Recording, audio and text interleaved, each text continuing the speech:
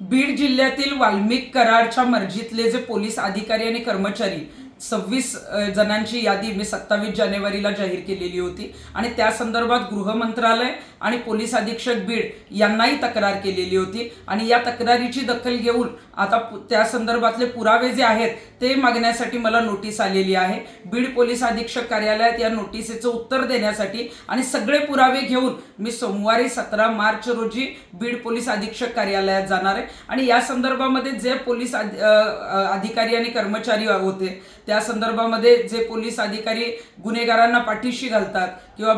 वाल्मिक कराडच्या मर्जीनुसार अनेक वर्षे एकाच पोलीस स्टेशनला जे काम करतात, काही भ्रष्ट आहेत, हप्ते गोळा करतात, या संदर्भातले सगळे पुरावे, काही ऑडिओ आहेत, व्हिडिओ आहेत, काही जणांचे FIRच्या बाबतीतले पुरावे आहेत, हे सगळे पुरावे घेऊन मी आता जे आहे ते पोलीस अधीक्षक कार्यालयात जाणार आहे आणि माझी गृहमंत्री आणि पोलीस अधीक्षकांना हीच मागणी असेल की तुम्हाला पुरावेच पाहिजे होते ना, आता पुरावे घ्या पण तात्काळ यातले पोलीस अधिकारी आणि कर्मचारी जे आहेत ते बीड जिल्ह्याच्या बाहेर त्यांची बदली होणं गरजेचं आहे आणि ज्यांनी पूर्णपणे चुकीचं काम केलंय त्यांचं निलंबन होणं गरजेचं आहे। यामध्ये कुणाचा जर राजकीय दबाव असेल किंवा राजकीय आशीर्वाद असेल तर तो आता बाजूला ठेवा, कारण बीडचा जर गुंडाराज रोखायचा असेल तर मात्र आता या पोलीस अधिकाऱ्यांना बीड जिल्ह्याच्या बाहेर घालवणं गरजेचं आहे। त्या ठिकाणी तुम्ही आंदोलन देखील करणार आहात का ताई?